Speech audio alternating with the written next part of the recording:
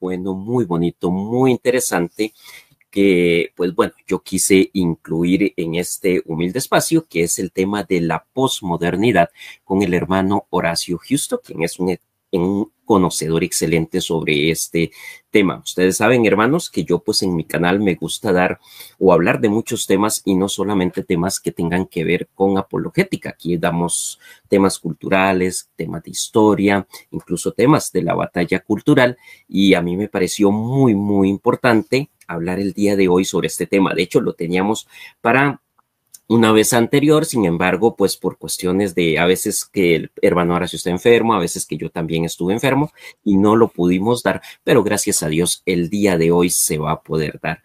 Y bueno, ¿quién mejor que el profesor Horacio para dar este tema tan interesante que es la posmodernidad?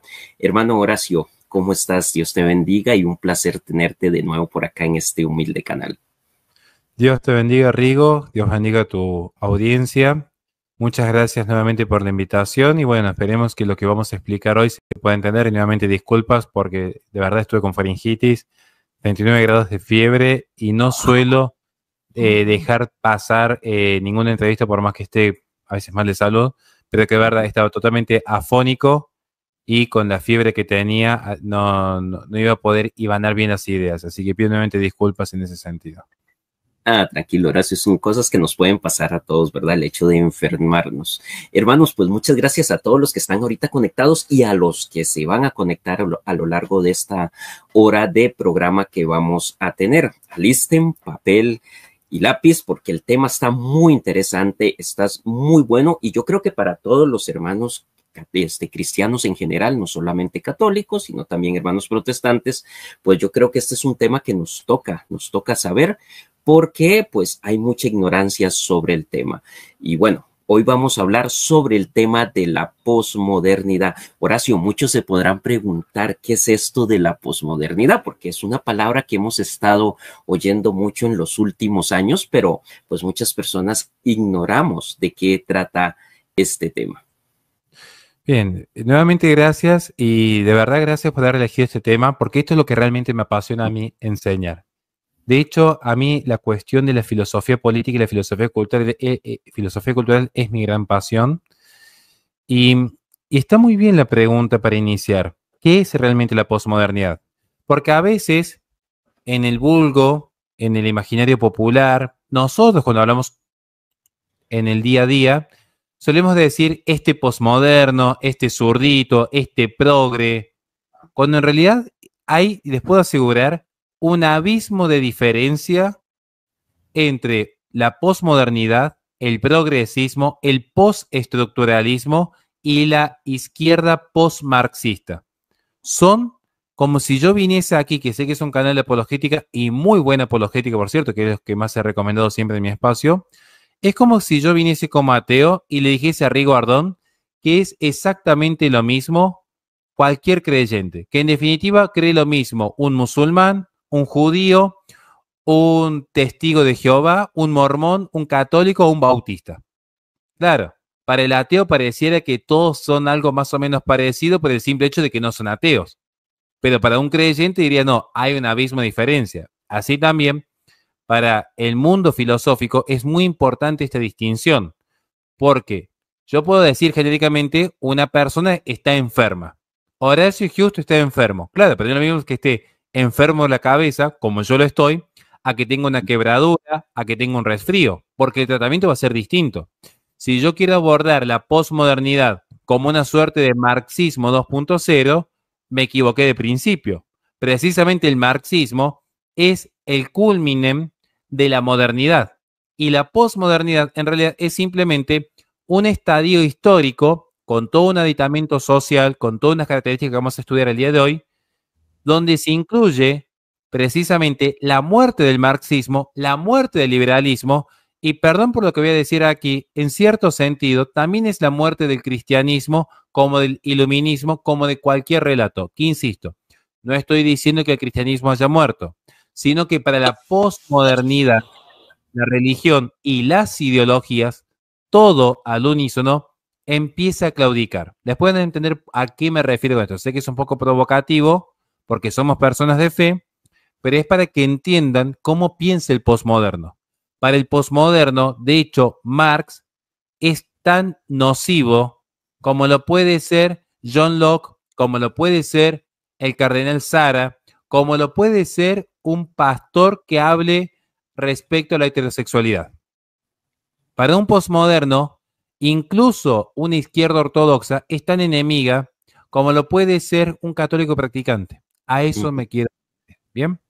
Bueno, acá cuando haya dudas, porque yo a veces utilizo cierta terminología que sé que puede ser un poco ambigua, un poco compleja, un poco extraña, yo no tengo ningún problema que me corrijan ni que me digan esto no se entendió. De hecho, la idea es que esto le sirva a todos, porque yo también estoy aprendiendo. Bien, entonces la idea es que esto nos sirva a todos.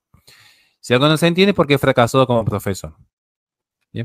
Vamos entonces a explicar qué es la posmodernidad. Bien, vamos a entrar entonces de lleno aquí.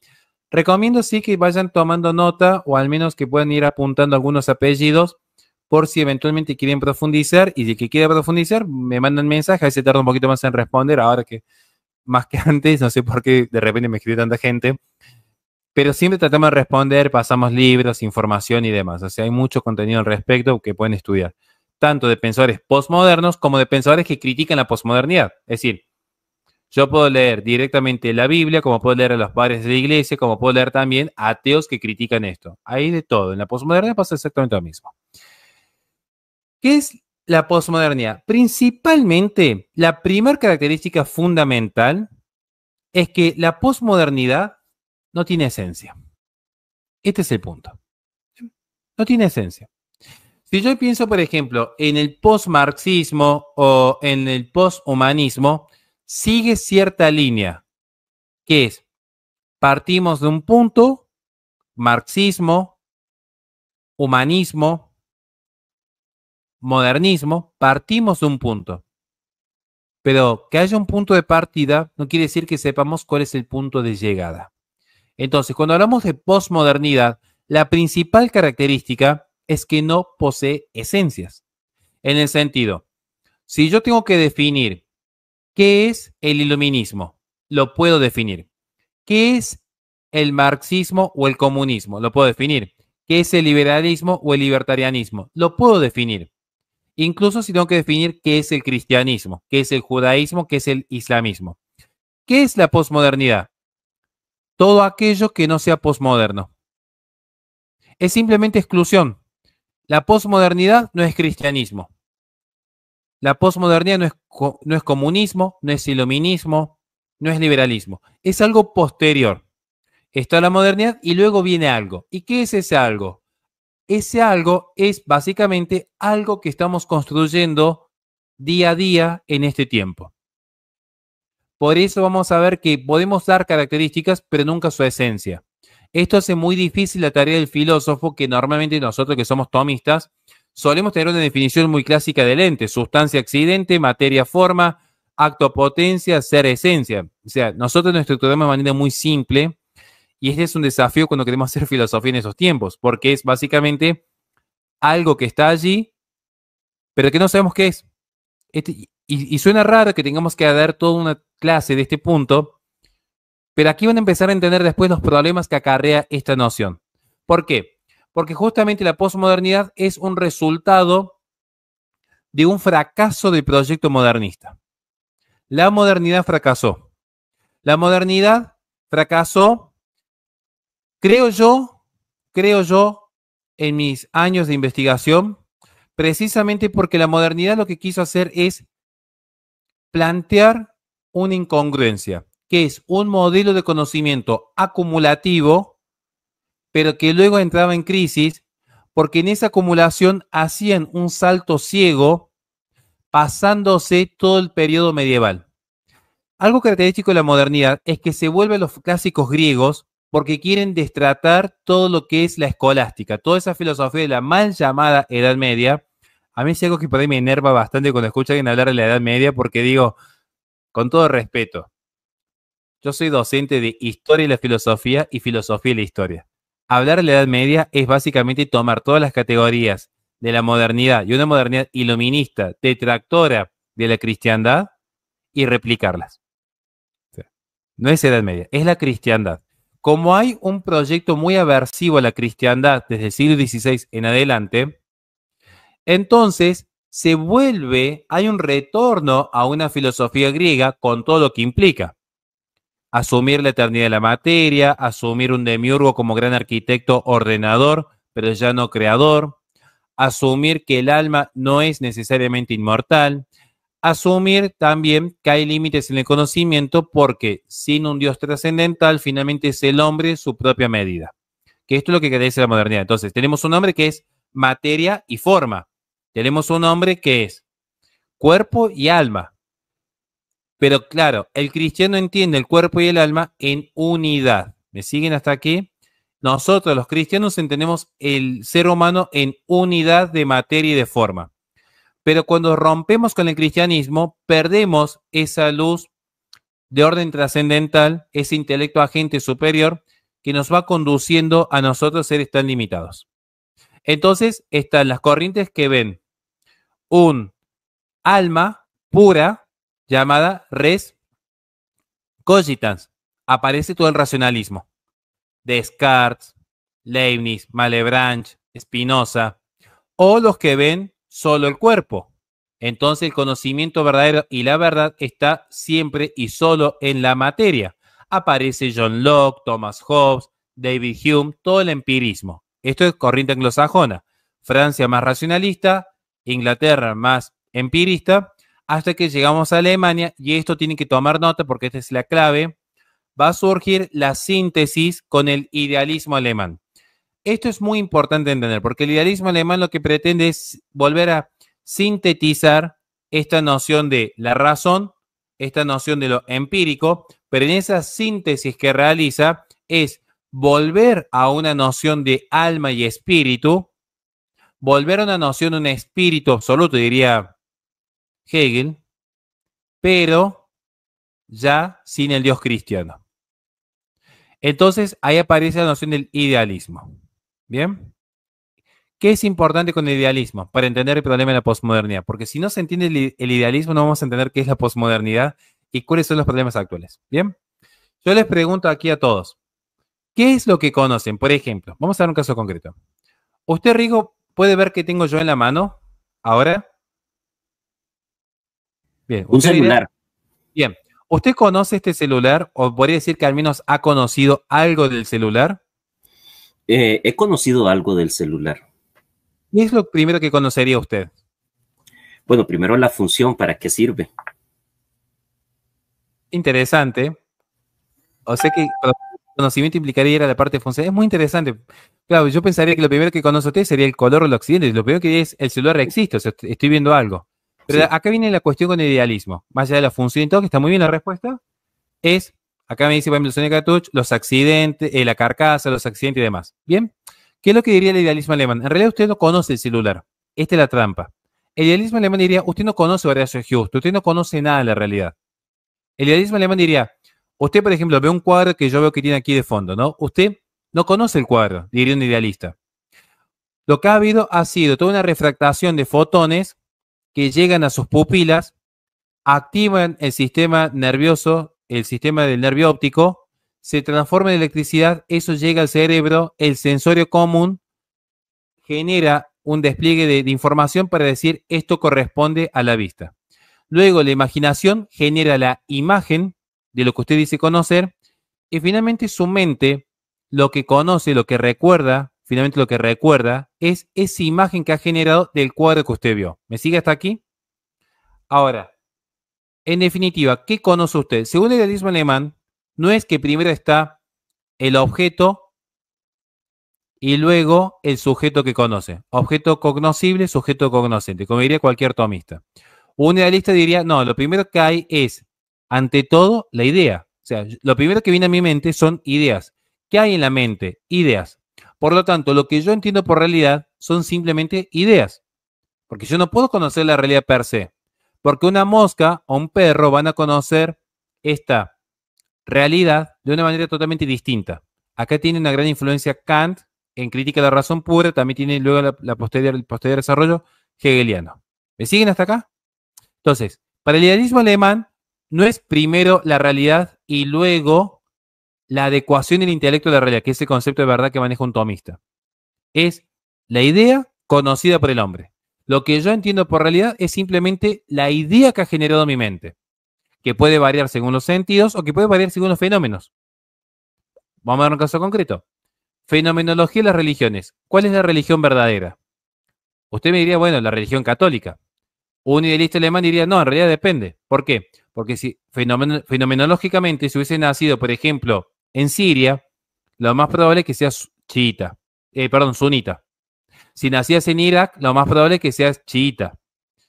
Si nacías en el extremo occidental de China y si tu familia era musulmana, lo más probable es que seas uigur.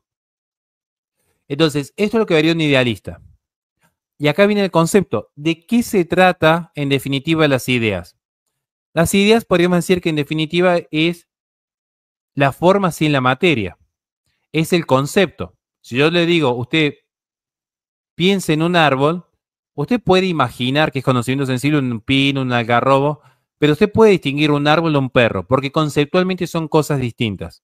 Ahora, usted capaz que no me puede definir a mí con palabras, usted no me puede definir con palabras qué es un perro. Pero usted conceptualmente puede entender que un perro no es lo mismo que un gato, aunque no lo pueda definir con palabras porque no somos un diccionario andante. ¿Bien? Acá viene la cuestión. En definitiva, los conceptos terminan siendo pensamientos de la realidad. ¿Cómo pienso yo la realidad? Yo pienso en un árbol y lo distingo de lo que no es un árbol. Yo pienso en un perro y lo distingo de lo que no es un perro. O sea, el pensamiento tiene esta función tanto de inclusión como de exclusión. Son categorías de pensamiento, como diría Kant. Yo incluyo o excluyo en distintas categorías. Y acá viene la gran pregunta para todos. Para que entiendan esto, la idea es que lo puedan entender. ¿Cómo piensa un posmoderno? Porque algo de verdad tienen, entonces hay que saber argumentar bien cuando pensamos distinto, digamos, ¿no? Yo le pregunto a Rigo Ardón, ¿usted está pensando, por ejemplo, en este momento? Sí. Usted puede pensar sin lenguaje, que no es lo mismo que palabras. Usted puede pensar sin lenguaje, entendiendo por lenguaje todo lo que es el campo simbólico. No. Ahí viene la cuestión. Un perro o un gato, al igual que el humano, tiene los 5 sentidos externos y los 4 sentidos internos. Imaginación, memoria, sensorio común y estimativo. Eso es conocimiento sensible. Eso depende de la materialidad del cerebro. Pero, ¿qué sucede con el pensamiento? Que el pensamiento implica despliegue de la razón.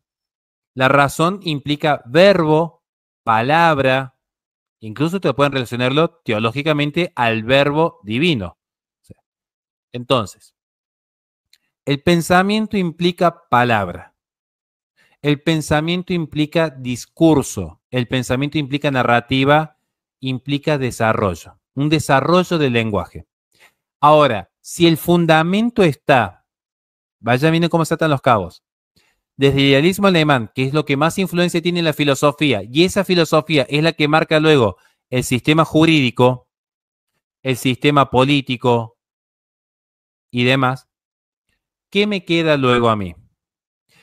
Que el pensamiento, que las ideas, que son las que terminan construyendo la realidad, porque la realidad no es algo dado, sino algo construido por mis propias ideas, esa realidad en realidad están construidas no solamente por mis ideas, sino por mi lenguaje. Entonces, ahí estamos viendo cómo de a poco pasamos del idealismo alemán al primer estructuralismo, Bakhtin, Cullingham, Bachelard, que son los maestros directos de Michel Foucault, de Derrida, de Horkheimer, para que vean el vínculo. Entonces, ¿qué caracteriza como en primer medida la posmodernidad? Viendo esto, como hemos visto, la posmodernidad la podemos definir según el propio Lyotard como un periodo de escepticismo. ¿Por qué? Porque ya no hay verdades absolutas. Esta es la principal y fundamental característica. ¿Por qué no hay verdades absolutas? Porque heredando el idealismo alemán, ya no hay una verdad empírica, como diría John Locke, ya no hay una verdad racional, como diría René Descartes. Lo único que tengo ahora es ideas. Ideas que están dentro del sujeto. Entonces, la primera gran característica es que la posmodernidad es un tiempo de total escepticismo. Un escepticismo a todo lo que se entienda por real. ¿Cuáles son las estructuras? ¿Cuáles son los trascendentales fundamentales del ente? El ente que existe realmente, el ente real, ¿cuáles serían las principales trascendentales? Lo bueno, lo bello y lo verdadero. Perfecto, muy bien. Ese es el punto. Ahora, para nosotros los realistas, porque entendemos que hay una realidad primera, una realidad ontológica, y luego viene nuestra adecuación, para los realistas, la realidad es buena, verdadera y bella en sí misma ontológicamente, por participación divina. Para un postmoderno, vamos a ver qué pasa.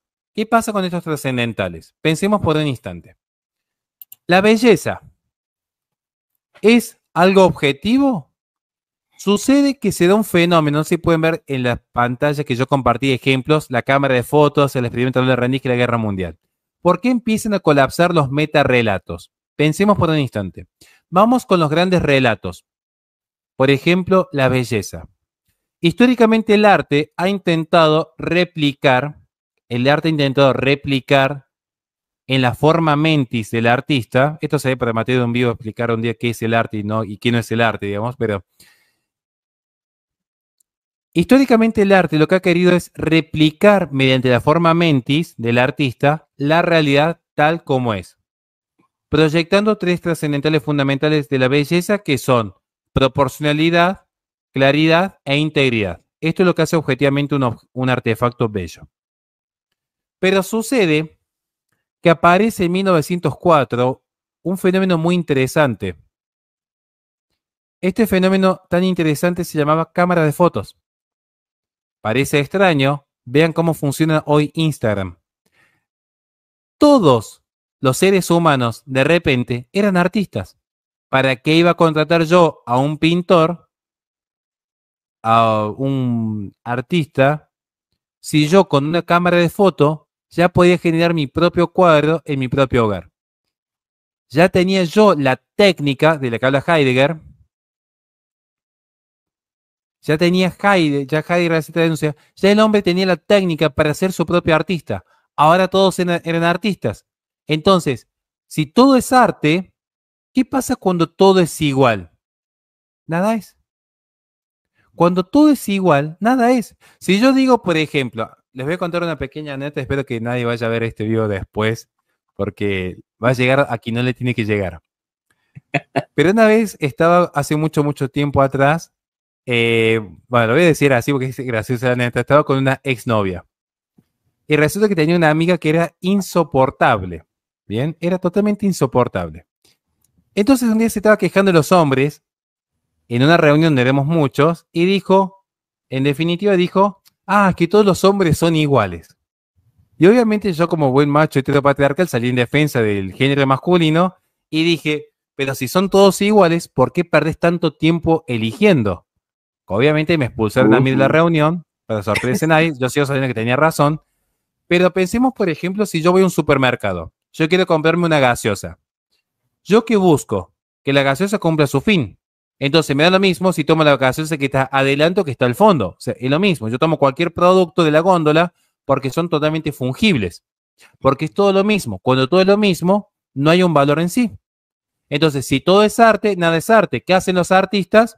Empiezan a decir, la belleza no es algo objetivo, porque si van a competir por arte objetivo, ¿qué replica objetivamente más la belleza de la naturaleza? Y la cámara de foto antes que una pintura. Objetivamente, replica mejor la naturaleza una fotografía que un artista. Entonces, el artista tuvo que apelar ahora a nuevos diseños. Empieza a aparecer el dadaísmo, el cubismo y demás. Se pone en crisis la noción de lo bello. Después viene la noción de lo verdadero. ¿Qué es lo verdadero? No es que entró solamente en crisis el empirismo y el racionalismo. La propia ciencia entra en crisis, y esto es muy importante que tomen nota cuando veamos el problema de la autoridad. Con el experimento de la doble rendija, donde se establece que la luz tenía comportamiento de onda o de partículas según el observador, Lo que se establece a partir de allí es que la verdad no es objetiva en sí, sino que depende del sujeto que observa. Esto también lo habla Lyotard en su libro La condición posmoderna. Entonces, ya esa narrativa de una verdad objetiva colapsa. La narrativa de una verdad objetiva colapsa por completo. Luego, las narrativas de la bondad. Venía el iluminismo, el liberalismo, el comunismo, el cristianismo, y nos decían, esto es la verdad, esto es el bien, este es el camino a seguir, este es el camino del Señor, este es el camino de las ideas superadoras. ¿En qué terminan esas ideas? En 2 guerras mundiales. Entonces, ya la sociedad dice a quién le voy a creer. Estos que me prometen nacionalismo, estos que me prometen comunismo, estos que me prometen liberalismo, terminaron todos involucrados en una guerra mundial. Entonces ya tampoco hay una bondad objetiva y trascendental. ¿De qué me sirve hablar de moral si luego la práctica es inmoral? Siempre insisto, nosotros estudiamos esto en ética, que es acción, intención y circunstancias. La abstracción por la abstracción misma es una discusión académica, pero en la práctica lo que importa es si uno practica o no la caridad. Entonces, entran en crisis todos los grandes relatos. Todos los grandes relatos, en sí, insisto, yo estoy explicando a Lyotard, ¿bien? Yo sé que muchos van a decir, mi religión no es un relato. Ya sé que la religión es un relato. Lo que estoy diciendo es que para Lyotard, la religión, como las ideas políticas, como la ciencia, como la filosofía, como el arte, entran en crisis. Porque para Hegel hay 3 estadios del espíritu. Ese espíritu que se manifiesta en la historia, tenemos el espíritu subjetivo, que lo veíamos, por ejemplo, en la antropología, en la psicología, en la fenomenología, que es el hombre individual. A partir de allí, entre el hombre social, aparece el derecho, la moralidad y la eticidad como espíritu objetivo. Y luego aparece el espíritu que se piensa a sí mismo desde el espíritu objetivo que ha superado el espíritu subjetivo, que es el espíritu absoluto. Entonces ahí aparece lo que es la filosofía, el arte, la ciencia. Entonces lo que estamos viendo aquí es que todos estos grandes relatos, en este proceso dialéctico de fenómeno, contradicción y superación, habían entrado en crisis.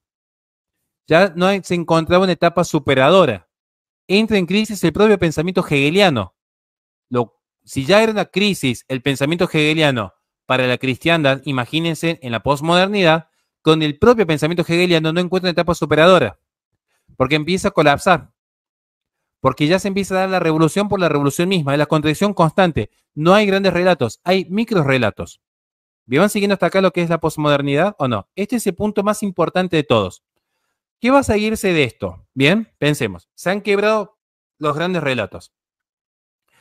¿Qué se va a seguir de esto? Bien, como ven en pantalla, lo que es la fragmentación de la identidad. Bien, ¿verdad? Ahí puse una imagen fuerte, a poner algunas peores, pero por respeto al canal preferí. Fui responsable. Y no se pueden quejar de eso esta vez, que esta vez estuve madura. ¿Qué va a pasar con la identidad? ¿Qué es la identidad? Bien, si yo le preguntase a Rigo Ardón, ¿quién es usted? ¿Cómo se definiría? Bueno, me definiría quién soy yo. Bueno, un ser humano que le gusta mucho ver los programas del profesor Horacio Justo de filosofía porque soy un ignorante y quiero aprender. Ese soy yo. Digamos, bueno, pero básicamente que usted se identifica, bueno, tomando ese caso, usted se identificaría con un grupo. O sea, un grupo sería, bueno, perteneciente a Horacio Justo. O sea, por ejemplo, ¿no? O sea, si yo le pregunto, bueno, Sonia Catuch, ¿cómo se define usted? Usted me diría, bueno, una católica. ¿Bien? ¿Por qué no definimos como católicos, como colombianos, como argentinos, como mexicanos? ¿Por qué no definimos como hinchas de River o hincha de Boca o lo que sea? Porque la identidad en el ser humano no solamente que es un animal racional, esto lo explica muy bien Santo Tomás Aquino, y recomiendo que lea un libro poco explorado que se llama Del gobierno de los príncipes. Es muy interesante la noción de bien común, que si querés, Rigo, algún día yo puedo dar una clase de lo que es el bien común, que a veces se confunde con comunismo, y eso es una aberración al pensamiento tomista, es una aberración. Avisa de ya, bien común es Dios por participación de cada bien particular, para que no se vayan a confundir.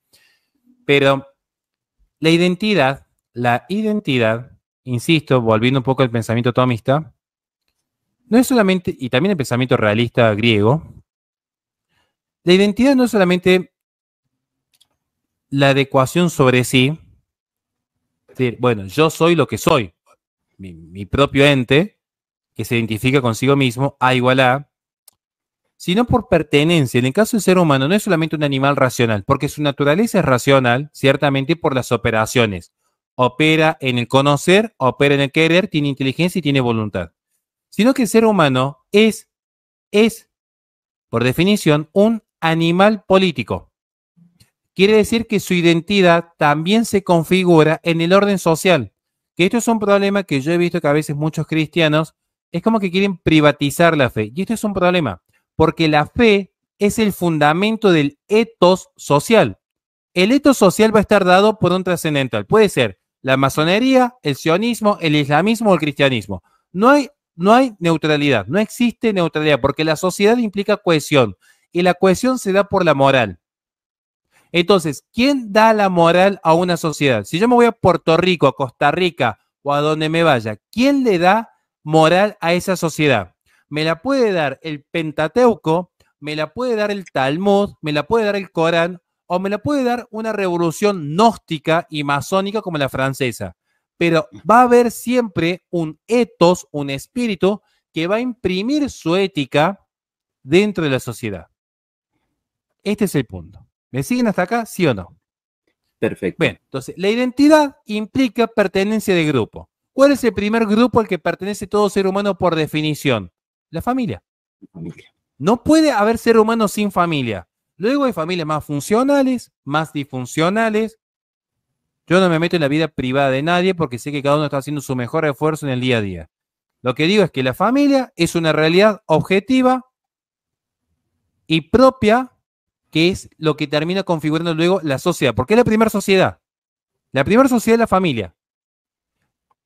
Luego hay distintos tipos de organización familiar. Por eso en Oriente Medio la mujer tiene ciertas prerrogativas distintas en Occidente, porque en Oriente Medio, por ejemplo, la mujer es fungible. En Japón o en Corea del Sur, como hay familias organizadas de manera más atomizadas, más aisladas, los vínculos son totalmente distintos. A Occidente, como lo explica Claude Lévi-Strauss, donde el fundamento familiar es el matrimonio duradero, heterosexual, monogámico y exogámico. Y eso nos constituye a nosotros como civilización. ¿Qué es lo que pasa en la posmodernidad? Perdón que me voy de tema, pero bueno. Aparece el pensamiento de Zygmunt Bauman, que lo explica muy bien. Yo recomiendo un par de libros de Zygmunt Bauman que se llaman Modernidad líquida, Amor líquido y Tiempo líquido. Son 3 libros muy interesantes. Sepan que es un socialista ortodoxo, porque de repente decir Horacio recomendando a pensadores de izquierda. Miren, gente, si se van a dedicar a la filosofía, tienen que tener la madurez para leer a todos y aprender a retener lo bueno, porque si no es imposible hacer filosofía. Es imposible. Zygmunt Bauman va a entender precisamente en su denuncia que la identidad posmoderna es una identidad líquida. Y esto es muy importante para que entiendan el posmoderno. El posmoderno no es el postmarxista, por ejemplo. El postmarxista tiene una identidad muy clara. De hecho, bastante sólida la identidad del postmarxista.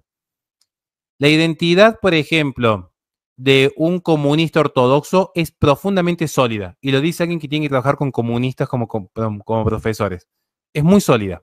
La identidad de un cristiano es muy sólida, de un cristiano más ortodoxo. Acá yo no voy a entrar con la cuestión no voy a entrar con cuestión apologética porque no me interesa, pero es para que se entienda el afianzamiento que hay en la pertenencia de grupo. ¿Bien? ¿Qué es lo que pasa con la identidad posmoderna? Que es muy mutable, que es muy precaria, que es muy cambiante.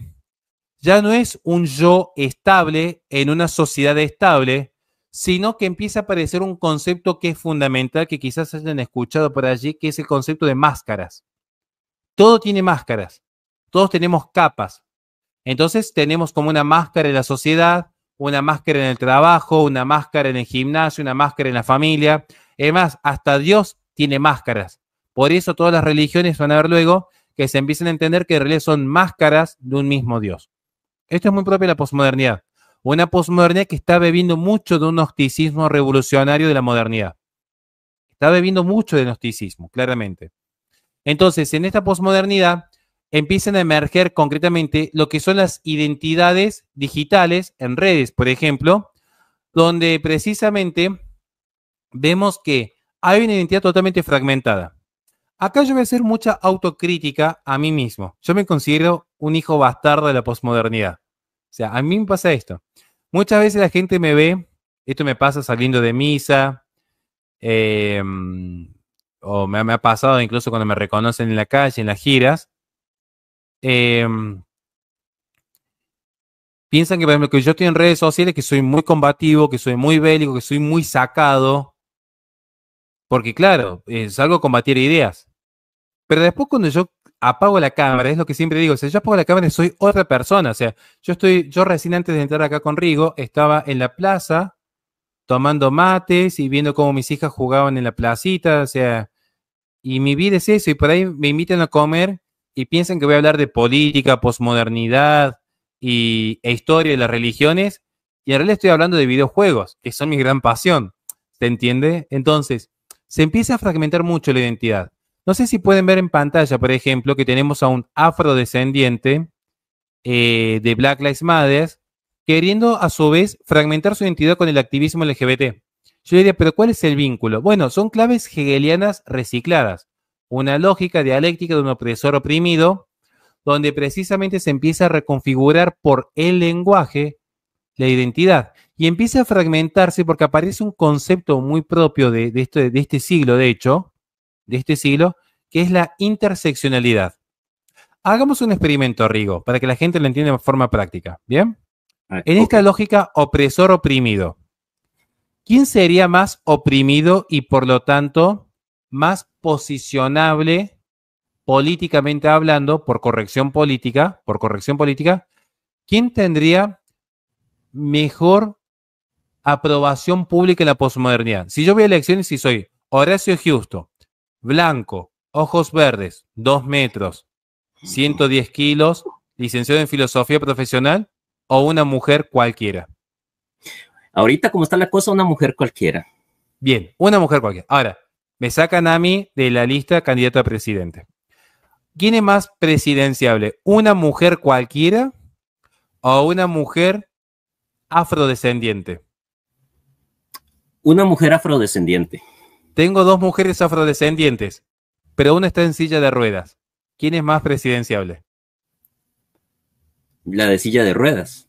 Tengo 2 mujeres negras en silla de ruedas, pero una con cáncer. Con cáncer. Y ahora tengo 2 mujeres negras, silla de ruedas, con cáncer, pero una que fue abusada de niña. La abusada. Y ahí vamos viendo que se va generando lo que se llama, ese ejemplo brujo que yo estoy dando, en realidad es un ejemplo académico que surgió, no me acuerdo si fue en la Universidad de San Francisco, donde explicaba lo que es la interseccionalidad, porque hay escalas de opresores y oprimidos, hay distintas escalas de privilegios. Por ejemplo, para muchos, yo sería más privilegiado por el simple hecho de ser de origen europeo, en mi caso. Por ejemplo, no sé, un varón que tiene un origen más mestizo sería más oprimido porque tiene menos chances en la vida que yo, siendo que yo soy un muerto de hambre, pero sin embargo para el sistema o para el relato del sistema, yo sería un opresor por ser heterosexual, por ser blanco, yo estaría en la posición de privilegios. Entonces ya no es lo mismo tener 2 negros que tener un negro encima homosexual, porque eso lo hace doblemente oprimido. Por lo tanto, el sistema tiene que hacer toda una retórica para compensar mediante el lenguaje y el campo simbólico esos siglos de opresión, donde no solamente se le oprimió a una persona de 50 años, aparentemente se la fue oprimiendo durante 5 siglos, medio raro, una cuestión con el tiempo allí, por ser negra y por ser homosexual. ¿Bien? ¿Qué lleva el fragmento de la identidad? Bien, ¿por qué se da ese fragmento de la identidad?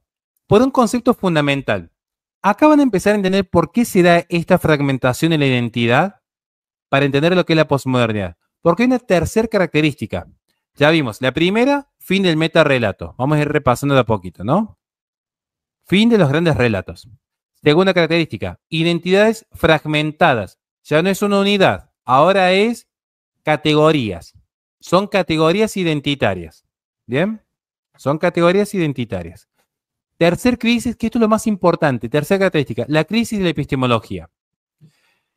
En la tradición, entiéndase por tradición, no quiero que, yo sé que a veces se mezcla mucho el tema religioso, acá estoy hablando de la cuestión, ¿no? En la tradición científica, si estamos hablando ya siglo XVI en adelante, bueno, ya en San Buenaventura es un santo que yo recomiendo que acá se dedica mucho a la apologética, que algún día lo puedan estudiar.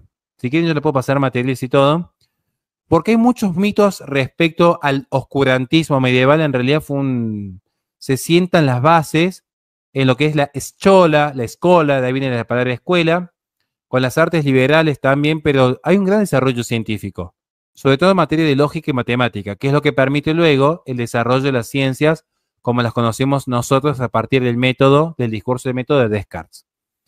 Pero ¿cómo se entendía históricamente la ciencia? Que esta es la clave.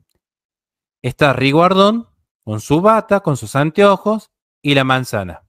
No sé si pueden ver pantalla, que le puse a propósito esa imagen que es clásica, que es el objeto y el sujeto. El objeto que ve en este caso, ve una flecha, entonces el sujeto es un sujeto cognoscente que está conociendo un objeto cognoscible. Sujeto, objeto, separado. ¿Me van siguiendo hasta acá, sí o no? Este es el método clásico. Entonces, si el objeto es separado del sujeto, y entonces viene Rigo y dice, eso es una manzana, y ese objeto está separado del sujeto, ¿puedo yo, que no soy Rigo, conocer la manzana, sí o no? No. Si es un objeto separado del sujeto, dice Rigo, la manzana cuando yo la tiro cae. ¿Puedo yo hacer el mismo experimento y tirar la misma manzana y ver si cae o no? Bueno, sí. Claro. En ese Sí. punto, ¿por qué? Porque hay una separación de sujeto y objeto para la ciencia clásica. Para la ciencia clásica. Bien. Pasa que la ciencia empieza a entrar en crisis, sobre todo con Bachelard, que empieza a entender que la ciencia no es conocimiento acumulativo, sino disrupción. ¿Por qué es disrupción? ¿Por qué hay discontinuidad en la ciencia? Bueno, pues veamos el caso de Einstein. Einstein rompe con toda la estructura de Newton. O sea, esto es fascinante. En el mundo, a mí que me encanta la filosofía y la ciencia, es fascinante. Es fascinante, es un viaje de ida. Pero, ¿qué es lo que vamos a la posmodernidad? Aparecen pensadores como Foucault, como Rorty, esto está vinculado incluso a la ética y el derecho, que plantean que no existe una verdad absoluta. Lo que existen son regímenes de verdad que se han ido construyendo socialmente. Por eso viene Richard Rorty, por ejemplo, y plantea que la verdad es lo que nuestra comunidad decide llamar verdad. Esto genera el relativismo epistemológico.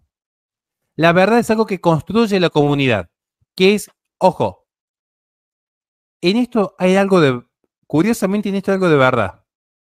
Lo digo como alguien que se ha dedicado mucho al estudio de la ciencia, que realmente me fascina. Hay algo de verdad en todos estos autores.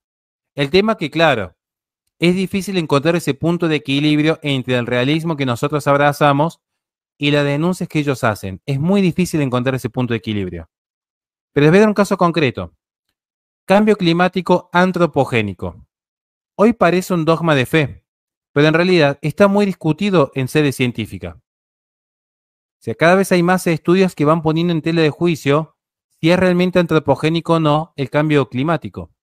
¿Qué es entonces la ciencia? La ciencia es, históricamente, lo que la comunidad científica dice que la ciencia es. Históricamente, la ciencia ha sido lo que la comunidad científica dice que es la ciencia. Por eso, en su momento, la astrología, astrologos, se la pretendía científica. Hoy se la entiende como pseudociencia. Y, por ejemplo, la astronomía en su momento era pseudocientífico y hoy se la entiende como científica. Astrónomos, poner el nombre de los astros. Si nosotros vamos a ver, por ejemplo, la psicología durante mucho tiempo fue entendida como pseudociencia. De hecho, en los círculos de Viena no se podía tomar como ciencia el aporte de Freud. Y sin embargo, luego de Lacan, ya se empieza a entender que hay sujeto, que hay objeto y que hay método. Entonces, acá hay que ver que la ciencia entra en crisis. Esto es muy importante. Hay una crisis de epistemología. ¿Cuál es el problema? Bien, un posmoderno no va a hacer una crítica al cambio climático antropogénico. ¿Qué diría un posmoderno? Un posmoderno diría que sujeto y objeto están entrelazados. ¿Por qué? Porque la verdad no es algo dado, la verdad es algo construido. ¿Desde dónde? Desde las ideas, desde la experiencia, desde el sujeto. El sujeto construye verdad. El sujeto reconoce y crea sus propias verdades. ¿Quiere ver un ejemplo práctico? A mí, ya lo conté varias veces, a mí me tocó debatir contra católicas por el derecho a decidir en México, en la universidad más grande que tiene en Monterrey. Fue un papelonazo lo que pasó en ese debate. La verdad que me voy a guardar los comentarios por respeto a la gente que me invitó. Pero lo más liviano del debate fue que se metieron con mis hijos. Eso fue lo más liviano del debate. Pero lo que voy es que hubo un momento muy gracioso porque era realmente debatir con gente posmoderna. Porque fíjense, en Católica por el hecho de decidir, ellos construyen un catolicismo a su gusto y medida. Eso es lo más gracioso. Pero que son coherentes. En un momento me dijeron, ¿qué haces vos como varón opinando del aborto si nunca vas a quedar embarazado? ¿Qué te están diciendo ahí? Sujeto y objeto están entrelazados. Ya no es la manzana y Rigo, ahora es la manzana adentro de Rigo. Por lo tanto, solamente Rigo puede conocer su propia manzana y nadie más. Entonces, él tiene su verdad y yo tengo mi verdad. ¿Van entendiendo cómo funciona esto en la posmodernidad? Cuando dicen, esa es tu verdad y yo tengo mi verdad. Y esto, acá voy a decir algo muy problemático. Me voy a hacer cargo yo para no vincular al canal, porque por respeto al canal y por respeto a mi amigo. Pero esto que yo estoy denunciando, que es la crisis de la epistemología, donde sujeto y objeto están entrelazados, de hecho, esto alcanza incluso a la teología. ¿Quieren ver un caso concreto? Karl Rahner. Todo ese desarrollo del modernismo religioso es la expresión de lo que estamos explicando aquí. Ya no hay verdades absolutas, sino que ahora todas las religiones tienen algo de verdad y por lo tanto nos vamos a nutrir de diversas religiones y por tanto hay una gran religión, aunque sea invisible, aunque sea foránea, aunque sea incognoscible, pero habría una gran religión que va juntando ya los microrelatos, pues ya no hay macrorelatos, los microrelatos de distintas religiones. Entonces empieza a aparecer, e incluso en el campo, esto se ve en distintas religiones, no estoy hablando de la fe católica, estoy hablando de diversas religiones, una apertura a la experiencia sensible de cada uno. Por eso no tiene que extrañar cómo empiezan a florecer, por ejemplo, aquellos que quieren hacer un sincretismo entre sionismo y cristianismo, y el famoso judeocristianismo. Empieza a haber, por ejemplo, una noción de el Islam con semillas de verdad. Se empieza a ver nociones respecto a la New Age, que es un tema muy interesante, por cierto, el tema del taoísmo en Occidente, el tema de cristianos que practican el budismo y el yoga, porque ahora ya no hay verdades absolutas, hay pequeñas verdades dispersas. ¿En dónde? En sujetos. Entonces, todo sujeto porta una verdad. Y por lo tanto, tiene que haber una gran fusión, un gran sincretismo de todas estas verdades. Y todo esto se deriva de una crisis en la ciencia. Esta ciencia que había tenido un gran auge con el positivismo en el siglo XIX, que había empapado a toda la comunidad occidental, va a terminar salpicando naturalmente su crisis a toda esa comunidad occidental, de cual ya se nutría la ciencia. Si la ciencia era el parámetro de verdad, porque ya no era la religión, cuando la ciencia entra en crisis, la verdad entra en crisis. Y ahora la religión también va a entrar en crisis porque la religión estaba subordinada a la verdad científica, sobre todo del siglo XIX en adelante. ¿En qué sentido? Que el criterio de verdad ya no era la verdad revelada, la Biblia, el magisterio, la tradición. Ahora la verdad para Occidente era lo que la ciencia decía que era la verdad. Por eso todos hacen cálculos estrictamente algorítmicos. La economía, por ejemplo, la economía pasa a ser una ciencia absoluta. Ya no importa el deber moral de caridad del más necesitado. No. Acá lo que importa es, ¿querés dar de comer al más pobre? Bueno, ¿de dónde sale el dinero? De tal lado. Bien, ¿cuál es el cálculo para obtener un PBI que permite tal asistencia? No, no hay tal PBI. Bueno, hay dos opciones. O le damos de comer al pobre o mantenemos públicas las líneas de ferrocarriles. Es un cálculo exacto. Van a ver que todo pasa por un cálculo siempre científico. Igual que el psicoanálisis y los DSM, manuales de barómetros de qué es una enfermedad mental y qué no es una enfermedad mental. todo pasa por la ciencia. Vean la película fantástica, a mí me encanta, hace poco la analizamos, Nefarios.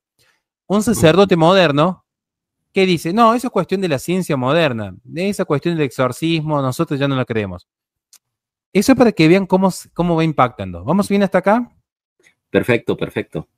Profe, una consulta. Sí, dígame.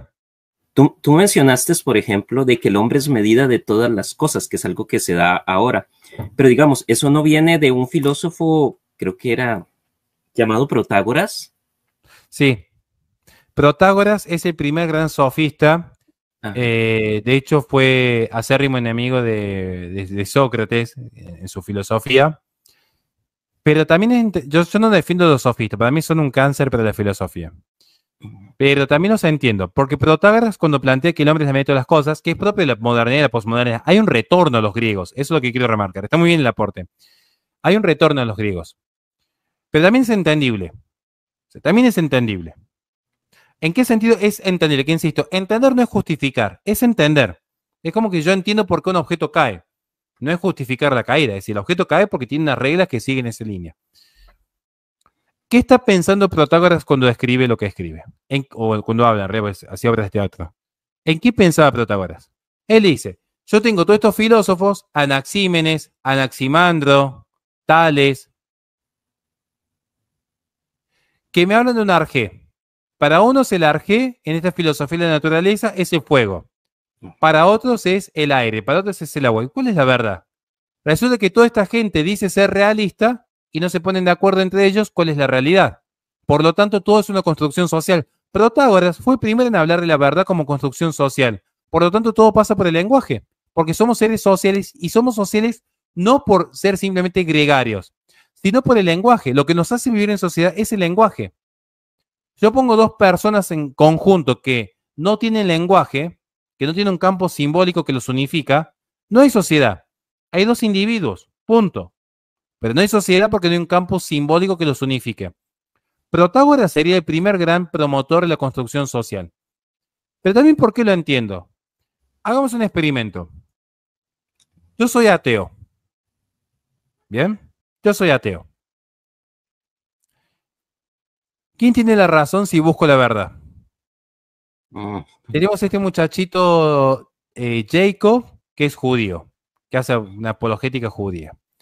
Rigo Ardón, José Plasencia, el padre Beroch, el padre Olivera Rabasi, Rachel Meléndez, Hugo Ariza, Edgar Pacheco, Carlos Veloz, Cristian Izquierdo.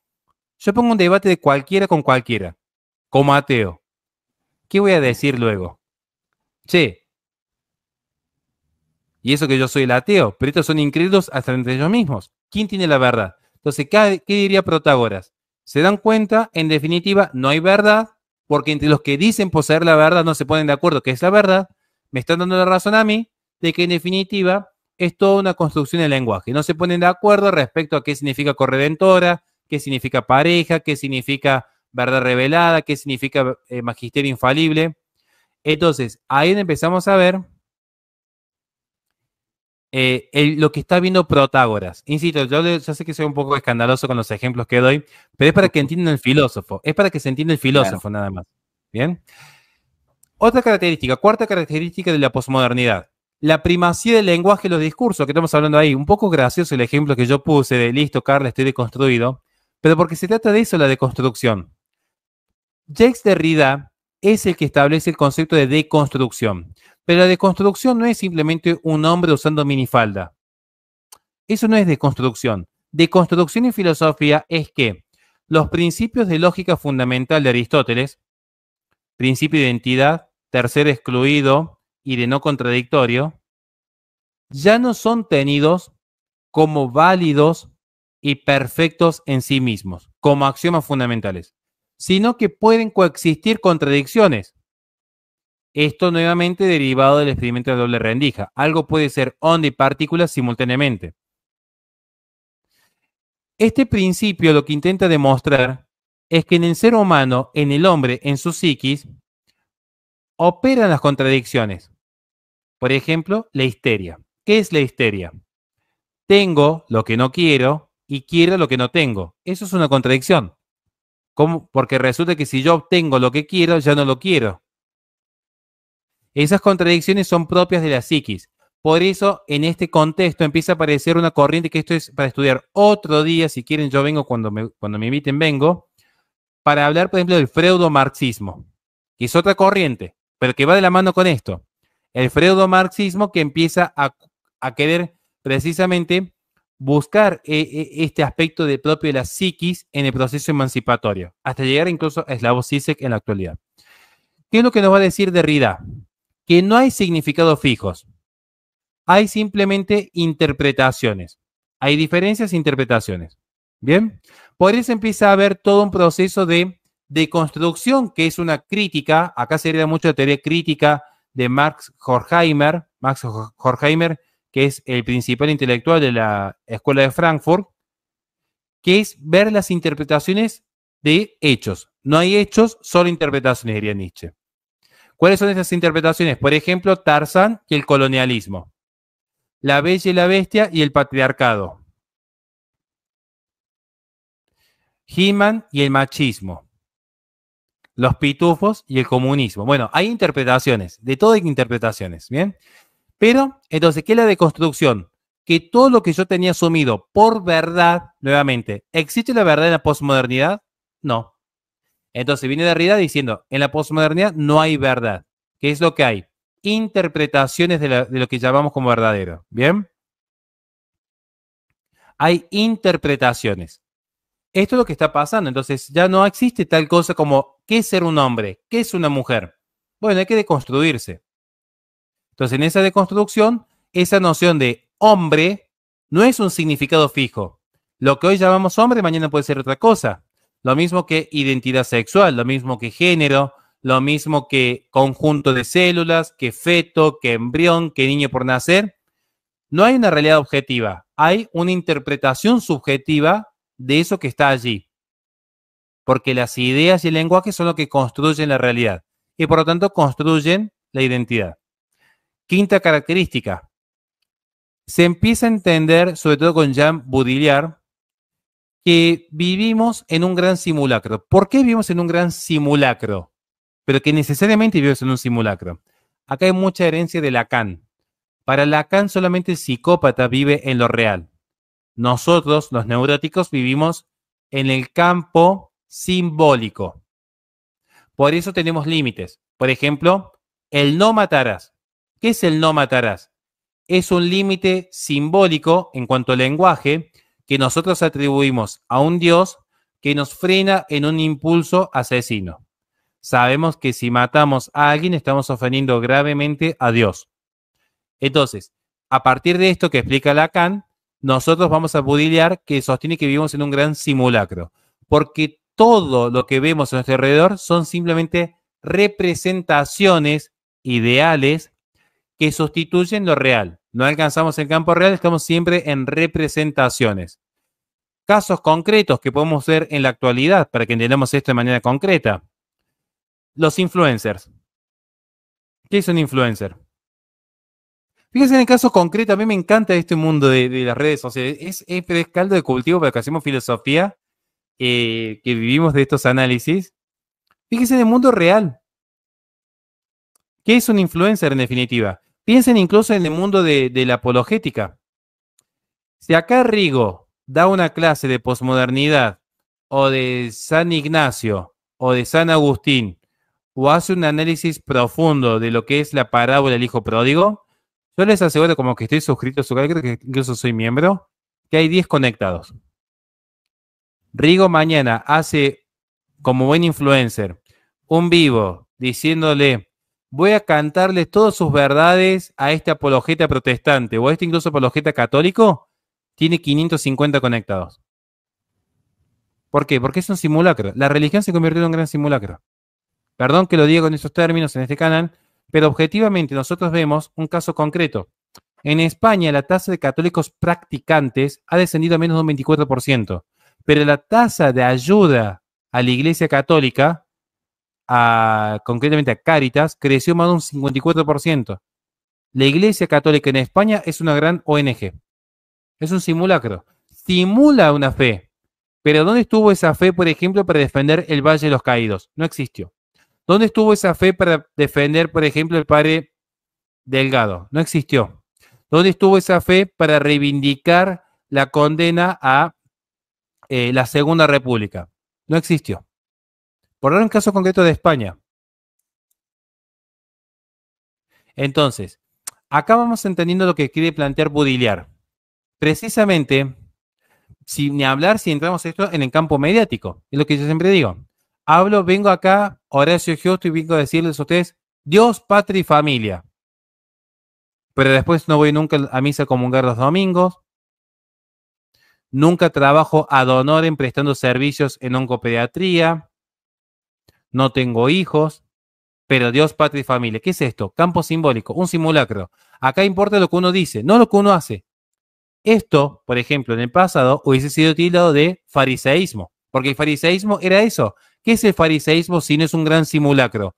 Simulamos religiosidad, pero no la vivimos, porque estamos corrompidos en el corazón. Es un discurso, es una palabra, es decirle a ustedes el deber ser, pero no vivir el ser. Esto es lo que está planteando precisamente Baudrillard. Sexta característica. La posmodernidad es precisamente un consumismo cultural, que tiene que ver con lo que vimos acá, en este punto, con la fragmentación y la identidad. En este punto están muy entrelazados. ¿Por qué? Porque como hay una identidad líquida, ahora, en la posmodernidad, el sistema no te ofrece una identidad, sino que te venden identidades y moral. Ahora lo que vos haces es comprar tu identidad y comprar tu moral. ¿Bien? Acá hay un trabajo muy interesante de Frederick Jameson. Yo pongo los nombres de los autores para que lo quiera buscar luego. Pero básicamente lo que hay es convertir la identidad del ser humano en una marca coleccionable. Imagínense que yo entro acá en una reunión de amigos y les digo, che, ¿saben qué? Que me encantan las mujeres. ¿Ustedes qué dirían? Sí, bueno, a mí me gusta el helado de chocolate. Bueno, ¿qué hacemos ahora? Nada. Ahora, ¿qué pasa, por ejemplo, con la homosexualidad? La homosexualidad no es solamente un gusto en la intimidad, que yo no me meto en la vida de la intimidad, claro, desde ya, porque después me meterlo en el liberal, quizás sí, pero yo creo que hay problemas más importantes que resolver en primera instancia que estar viendo los gustos sexuales de un ser humano. El problema no es la homosexualidad en sí, a mi criterio, a mi lectura, me hago cargo de lo que yo digo. El problema de fondo es todo un sistema que vende una idea moral por detrás. Por ejemplo, para que se entienda esto. Si vos querés aceptar la diversidad sexual, tenés que tomar Coca-Cola porque love is love. Si vos no tomas Coca-Cola, en esta lógica, opresor-oprimido, te pones del lado del opresor. Sos machista. Si vos querés dejar de ser racista, tenés que comprar juguetes de Hasbro. Si vos querés ser un buen ecologista, tenés que gastar mucho dinero con Duconomy, que es una aplicación de Mastercard. Si vos querés ser alguien que realmente cuida al prójimo, tenés que ponerte el acto de amor con Johnson & Johnson o Pfizer o AstraZeneca. Si vos querés ser una persona comprometida con los valores sociales de la justicia, tenés que mirar Netflix. Si no, no sos lo suficientemente progresista. Lo que pasa en la posmodernidad es que todas las identidades se compran y se venden. Y no me refiero solo al mercado, me refiero incluso a la política. También compra y vende identidades. Hay una entrevista muy buena donde un periodista le dice a un afrodescendiente, para que YouTube no se ofenda tanto, un periodista de Estados Unidos le dice a un afrodescendiente que si no vota por Biden, sino que vota por Donald Trump, ese afrodescendiente que estaba siendo entrevistado no es lo suficientemente negro. Eso es lo más gracioso. Y se lo dijo en el aire. Si vos no apoyás a Donald Trump, no sos lo suficientemente negro. ¿A quién tienes que votar? A un blanco como Biden. Porque la política también define tu pertenencia identitaria. Por eso es un consumismo, que no es lo mismo que la propiedad privada y el capital. Son dos cosas distintas. De hecho, el capital de por sí requiere ahorro e inversión. Requiere mucha disciplina, requiere mucha virtud. El consumismo es básicamente comprar y vender la propia moral, la propia ética, la propia identidad. Lo pueden ver en pantalla sin ir más lejos. Creo que es bastante obvio el ejemplo que doy aquí, ¿no? Entonces, esto es muy propio de la posmodernidad, porque si existe, a ver, como se ha fragmentado todo, también se fragmenta lo público y lo privado. Por eso, algo tan privado como la sexualidad es materia de debate público, como es, por ejemplo, las leyes de cupo trans. Y algo tan público como un debate presidencial está privatizado por las Big Tech como Twitter o Facebook. Lo público y lo privado se desdibuja por completo. Nuevamente, caso de los influencers, que hacen un reality show de su vida privada. Y algo tan público como las enseñanzas queda en un sector privado. Anda a darle lecciones de moral a tus hijos. No vengas a hablar de moral, saca tus rosarios de nuestros ovarios. Caso concreto con las feministas. Aquí estamos viendo cómo es esta lógica consumista. De hecho, las feministas son profundamente consumistas. Las feministas viven en un sistema profundamente consumista. A tal punto que hay muchas, recuerdo el caso de Margaret Mead, por ejemplo, que al final de su vida se dieron cuenta que no había nada más emancipador para una mujer que casarse y tener muchos hijos. Hacia el final de su vida, muchas feministas terminan descubriendo que el camino era precisamente salirse del sistema. ¿Y cómo se sale alguien del sistema? Crecer en multiplicados y dominar la tierra. Bien. Séptima característica, como pueden ver en pantalla, la estetización de la vida cotidiana. Porque todo en la vida cotidiana es performance. Todo es performance. Todo es una puesta en escena, todo es diseño, todo es moda, todo es imagen, todo es estética, algo estático. La vida, de hecho, es tomada como un proyecto estético que sería de Kant. Esto es un problema propio de Kant, que reduce la belleza a la estética. Por eso todo está estetizado. No sé si conocen el concepto de porn food, que es andar mostrando fotos de la comida todo el tiempo, como ven en pantalla. Eso es un concepto que es llevarlo pornográfico a la comida. Pero acá, perdón por los términos, pero esto es filosofía, ¿bien? Por eso hoy hay un auge de pornografía y se ha perdido de vista lo erótico. ¿Qué es lo erótico? El eros, en esta noción griega, implica velo. ¿Qué es la aletheia? Quitar el velo. Eso es aletheia en griego. Lo erótico implica un velo, algo que se cubre. Se muestra, se seduce, se sublima, pero no se expone todo. Queda una reserva, y esa reserva es una relación de presencia y distancia.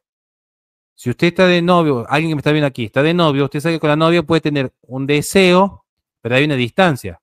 En un amor verdadero, usted está presente en la vida de su novia, pero no está invadiendo la vida de su novia. No es que su novia está solo para ponerle likes o para entregarle el celular. Amor implica presencia y distancia. No es ni pura distancia, que es la indiferencia total, ni pura presencia, que es la absorción total. Acá lo que pasa es que hay una sociedad pornográfica, como habla Byung-Chul Han. Y no me refiero solo al consumo de páginas para mayores de 18 años. Todo es pornográfico, porque todo se expone. La vida de cada persona está completamente expuesta de par en par. Filtramos todos nuestros datos en la Big Data de las Big Tech. Está toda nuestra vida expuesta por el sistema. Y a su vez es un sistema que busca siempre la estetización de la vida. Se busca incluso en gente que nosotros diríamos feos, incluso ahí se busca estetizarlos. ¿Cómo? Con la romantización. Acá en Argentina pasó que había una diputada que era cartonera. No sabía ni siquiera sumar ni restar, pero era diputada. Se romantiza el discurso, porque es todo lenguaje, de esa inclusión y esa superación. Siempre se romantizan todos los discursos, sean de izquierda o de derecha, sean católicos, protestantes, judíos, musulmanes. Se romantiza algo donde apenas alguien hace una autocrítica, lo digo porque a mí me ha pasado, decimos, muchachos, acá hay obispos que están financiando cosas que no hay que financiar. Ya sos enemigo de la iglesia, ya sos incómodo. Está todo estetizado. Acá siempre ese relato de que nosotros somos los perfectos y los buenos, y ellos, esto es muy propio de la filosofía de Carl Smith, son los enemigos. Está siempre esta noción. Entonces siempre se busca esa vida estética, eso que se muestra de manera bella, eso que se muestra agradable. Lo que es desagradable se lo expulsa. Hay un libro muy bueno de Byung-Chul Han que se llama La expulsión de lo distinto. Acá lo que es distinto se lo expulsa, porque rompe esas narrativas, rompe ese discurso que te vuelca a la realidad. Por eso está de moda y en auge el consumismo digital, porque en el mundo digital con 500 filtros somos todos perfectos. Nadie sabe las miserias que hay en mi vida. Yo prendo la cámara y soy el profesor de filosofía, Horacio Giusto, el que da giras internacionales. Claro, ¿qué es lo que es la vida real de Horacio Giusto?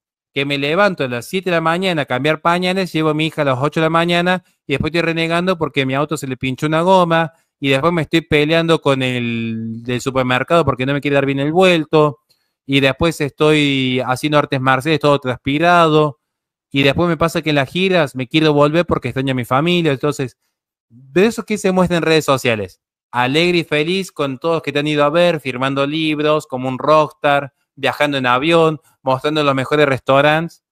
Claro. Entonces, ese es el punto de la vida posmoderna. Y eso nos lleva también a lo que es la séptima característica, que es la política de la diferencia. Hay dos pensadores muy interesantes acá, Charles Taylor, también me gusta mucho Nancy Fraser, feminista radical, pero que sirven al análisis. Porque ellos van a establecer precisamente que ahora la política ya no es simplemente una cuestión de orden coercitivo como era en la tradición. Tradicionalmente la política, ¿qué era? Coacción, lenguaje y moral. Ahora la política es inclusión e identidad. Esas son las claves políticas del siglo XXI. Van a ver que incluso hasta la religión, ya la religión, las religiones en términos generales, las religiones en muy general, ya no te hablan de cielo y el infierno.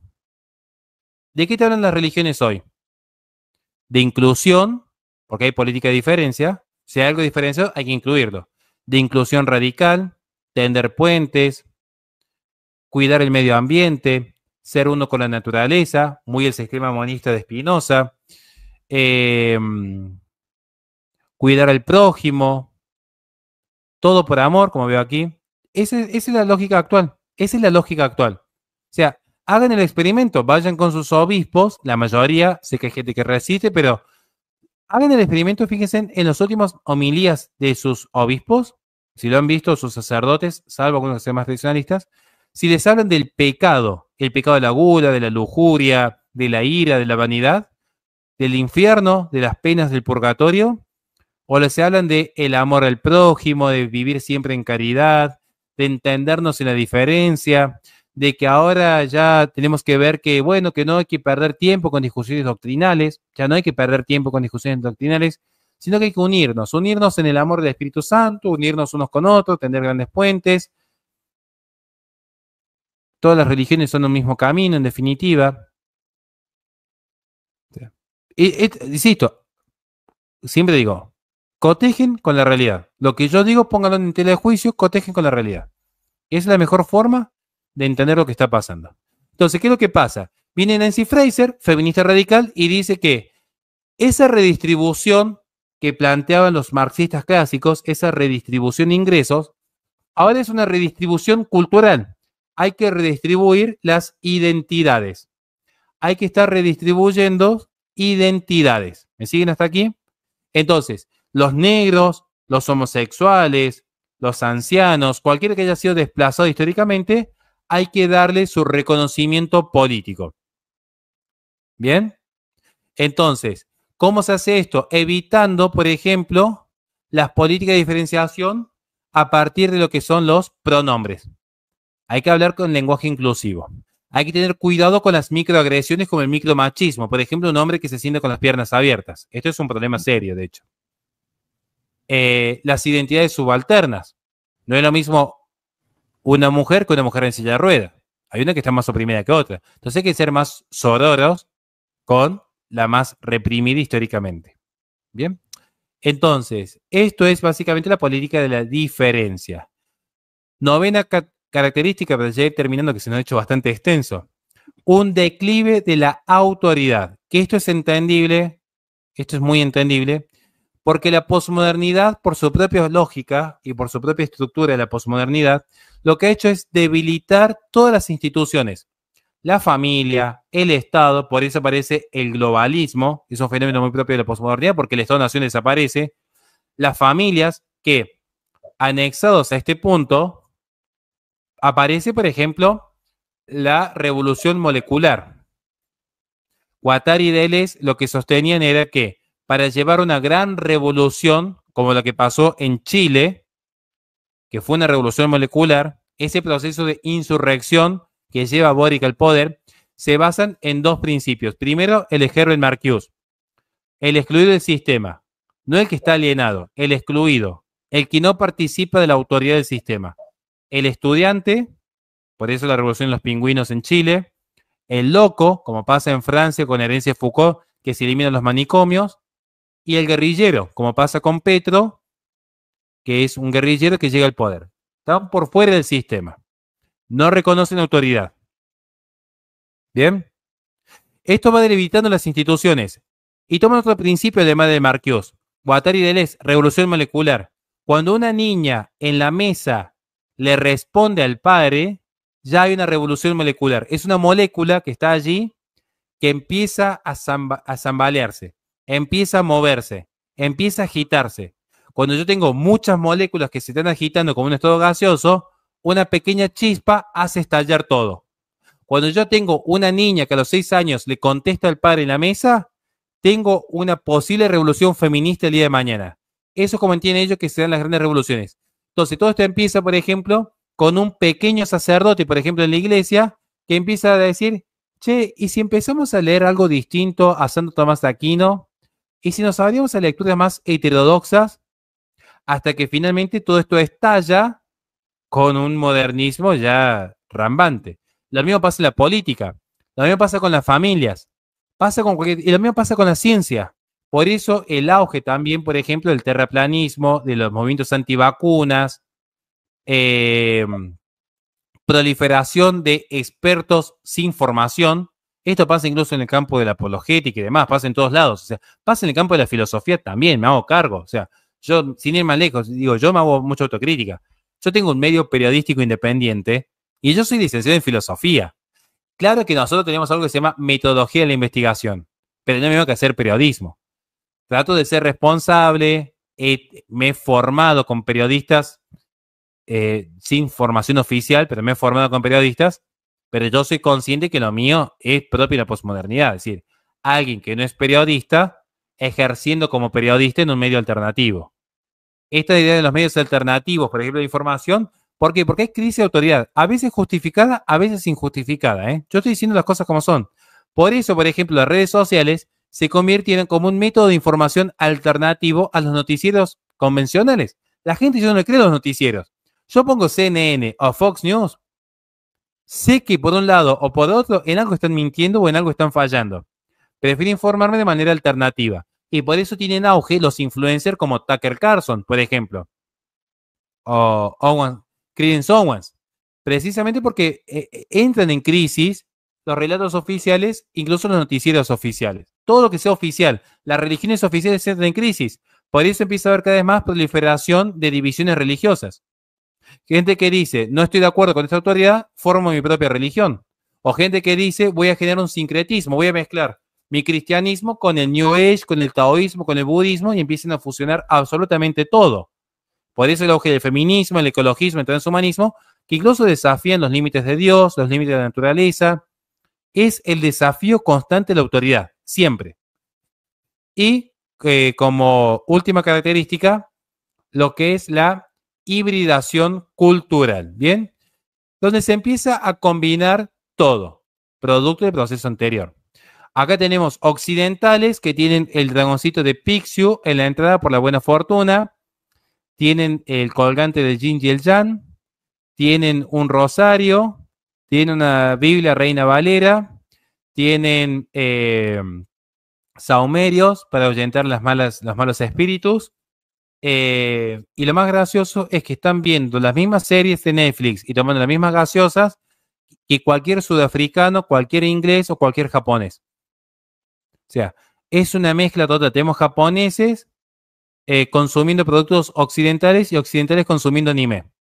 Tenemos un arte que se quiere reinventar sobre sí mismo, entonces aparece la teoría vintage, entonces empiezan a aparecer incluso en el cine los remakes. Empiezan a hibridar cosas que eran de hace décadas pasadas, quieren traerlo a décadas presentes, y así es una hibridación. No hay una cultura definida. ¿Qué diferencia hay entre un argentino hoy, un sudafricano, un español, un inglés? Hoy, en este siglo, en su forma de vida. Capaz que en vez de desayunarse un café con leche y facturas como hacemos los argentinos, se desayuna, no sé, un omelette. Pero en definitiva, culturalmente son todos exactamente lo mismo. Son todos exactamente lo mismo. ¿Por qué? Por este proceso de globalización, que eso me llevaría a hablar en otro vivo. ¿Bien? Así que bueno, esto es un poco lo que tenía para compartir hoy día. Este es un cuadro que no viene al caso a explicarlo ahora, de cuáles son las diferencias entre la modernidad y la posmodernidad, porque ya se me iría para muy largo el vivo. Pero bueno, podemos hacer una segunda parte con todo gusto.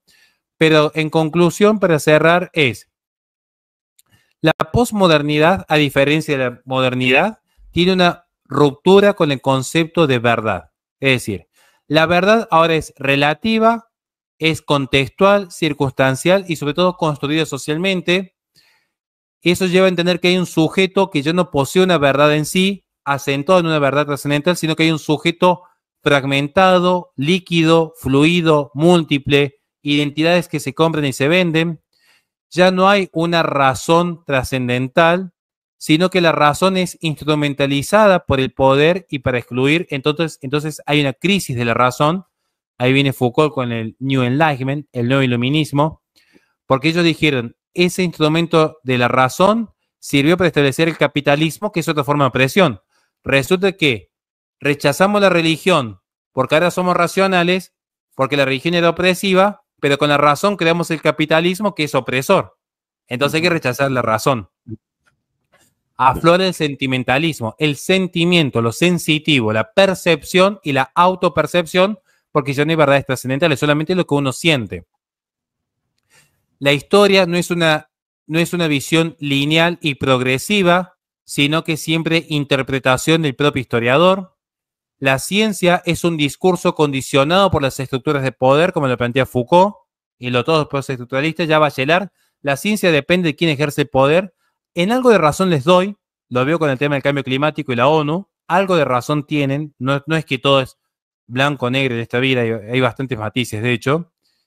La cultura en una hibridación, ya no hay un estilo único. El consumismo es lo que hoy vende y compra identidades. No hay una verdad en sí, sino que la tecnología genera un gran simulacro en todo el campo lingüístico, en el campo social, en el campo cultural. Entonces estamos aferrados a lo que son propiamente hoy los grandes simulacros, digamos, ¿no? O sea, no hay más verdad que la que se presenta fenomenológicamente por estos productos culturales, como el cine, la música, los videojuegos. Es todo simbólico, es todo un gran simulacro. Florece la estética e incluso el arte posmoderno que carece de sentido. Esto se debe hablar en otro video, que es el arte posmoderno. Y algo fundamental es que la idea de grupo se reduce, ya no es nación, ahora son comunidades. Por eso van a ver que en los 2000 aparecían las tribus urbanas.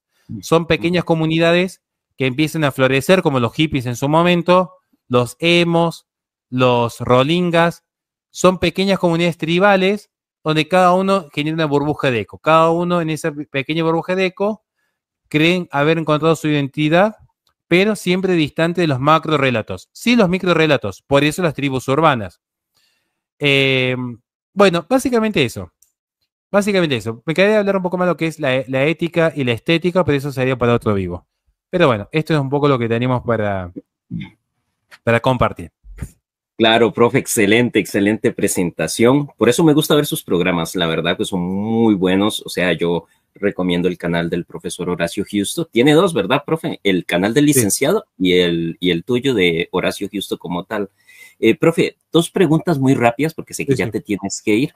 Irais nos pregunta, ¿el problema de la New Age es la mal o falta de educación de los padres en la verdad?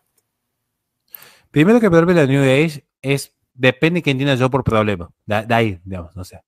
Si me preguntan a mí, como católico practicante, la New Age es un problema en sí mismo, en tanto y en cuanto parten de principios inmanentistas. Yo tengo preparada una clase de New Age para explicar qué es, cómo se desarrolla y demás. Cuando quieran la puedo presentar aquí. Claro. Pero el problema es que surgen de una visión profundamente monista, donde el ser de Dios, Deus, es la naturaleza. Todo es Dios. Es un retorno al panteísmo, pero también es un sistema de que no trasciende nada del ente. No hay un logos creador y trascendental. ¿Por qué prolifera la New Age? Principalmente por un proceso de romantización en esta hibridación cultural en la posmodernidad, donde se busca lo distinto. Entonces, no queremos, es lo que llamaba Roger Scruton la oikofobia. Este rechazo del propio hogar. Entonces, como la New Age es algo que parece foráneo, en realidad tiene cierto origen gnóstico occidental. Madame Blavatsky, por ejemplo, yo hablé mucho de ella, los que crean la escuela de Waldorf, por ejemplo, también son gnósticos sincretistas, pero el problema está allí, ¿no? O sea, es un problema estructural en la propia filosofía inmanentista, es decir, que no trasciende, contrario al realismo filosófico propio de un cristiano. ¿Y por qué se da por este proceso de romantización? Claramente que gente que está más educada va a rechazarlo si están educadas en la fe cristiana. Yo recomiendo aquí, si a alguna vez les interesa hablar de esto, alguien que sabe mucho más que yo de este tema es Pablo Caruso, que es experto en el tema. Recomiendo incluso que lo inviten porque es muy, muy, muy bueno en esa área. Muy bien, profe, disculpa la ignorancia aquí de los que yo no sabemos nada de filosofía. ¿Qué es fenomenología? Es el estudio de los fenómenos. Básicamente, suena raro, el logos es ciencia, razón, conocimiento. El tema es qué es el fenómeno. El fenómeno es producto del idealismo alemán. El fenómeno se puede traducir como fantasmas. De ahí viene la palabra. Es muy difícil traducir el alemán al castellano. ¿Qué es el fenómeno? Lo que aparece en la conciencia. Puede ser real o no. Yo tengo el fenómeno religioso, por ejemplo. ¿Qué es un fenómeno religioso? La peregrinación con la Virgen María a cuestas en el día de la Virgen de Rosa de Lima, ¿no? O sea, tengo ahí un fenómeno, el fenómeno de la peregrinación. Aparece a mi conciencia. ¿Qué es lo que busca la fenomenología? Antes de empezar a hacer todo un estudio sobre el ser y la esencia, primero ver el fenómeno. ¿Qué es ver el fenómeno? Primero ver qué me transmite el hecho en sí. ¿Qué es lo primero que viene a mi conciencia en ese hecho? Si lo primero que viene a mi conciencia es comunidad y religiosidad, bueno, estudio el fenómeno de cómo la religión genera comunidad. Después voy a estudiar cuál es la religión verdadera, el concepto de comunidad, qué es la común unidad, pero primero el fenómeno en sí, tal como se presenta en la conciencia. Es querer depurarlo de cualquier sesgo preconcebido por el racionalismo o el empirismo pasado. Por eso surge la fenomenología. Es más largo de explicar, pero estoy tratando como de sintetizarlo rápidamente. Digamos, ¿no? Ok, profe, muchas gracias. Profe, ¿por qué crees, ya la última para irnos, por qué crees que hay que los cristianos en general debemos saber de estos temas? Porque el cristiano vive y habita el mundo. Esa es la primera respuesta. El cristiano, quiera sí o no, todavía no está en el cielo. Y cuando el cristiano está llamado a cumplir la voluntad del Padre, a cumplir los mandamientos, el cumplir los mandamientos, el cumplir la voluntad de los padres, se dan en un campo social. El ser humano fue creado socialmente, dijo Dios, no es bueno que el hombre esté solo. Entonces, ¿de qué me sirve a mí saberme la Biblia de memoria y decir, no matarás? Sí, pero no es solamente no matarás, porque no se peca solo por comisión, también por omisión. Porque si yo veo que están legalizando el aborto y miro por el costado, si yo veo que están masacrando a niños en Gaza, si yo veo que están reventando a gente de fe en el Congo o en China o en donde sea, y miro por el costado, estoy siendo indiferente, estoy pecando por omisión. Porque algo podrías hacer, aunque sea hablar, aunque sea por conciencia propia de mirar a tus hijos y decir, papá no tuvo miedo. Lo digo yo por experiencia que me he comido cada funada por hablar de estos temas, pero que de verdad, el tema es que el cristiano no es solamente predicar a Cristo, es también vivirlo. Y cuando lo vivís socialmente. O sea, todas las virtudes se viven socialmente, virtudes cardinales y ordinarias, no las teologales, que no me meten en ese aspecto.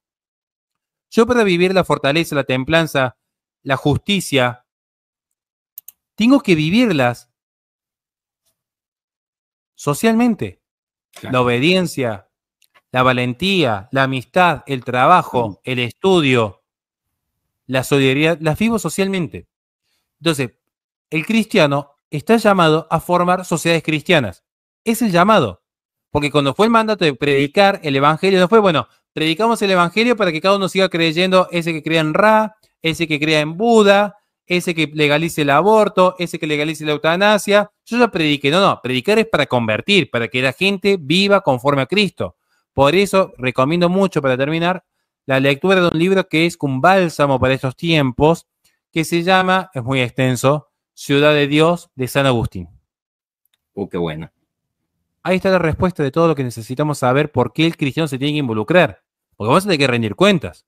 Como los que se le dieron 7 talentos o al que se dio un talento. O sea, vas a tener que rendir cuentas con lo que vos has recibido. ¿Qué has hecho con eso? ¿Te lo guardaste para vos? Yo leí todos esos libros. ¿Qué hice? Me los guardé para mí.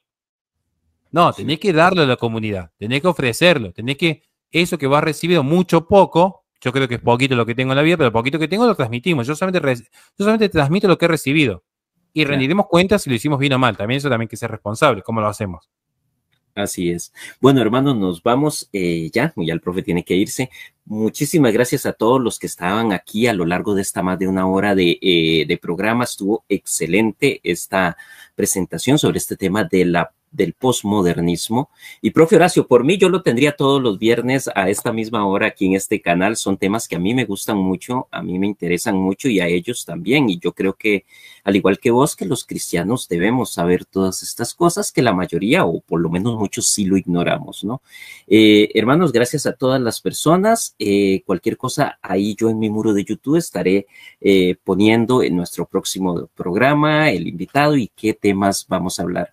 Profe Horacio, que Dios lo bendiga. Muchísimas gracias por ayudarnos, por sacar de su tiempo para venir aquí a enseñarnos. Y no sé si tienes unas últimas palabras ya para despedirnos.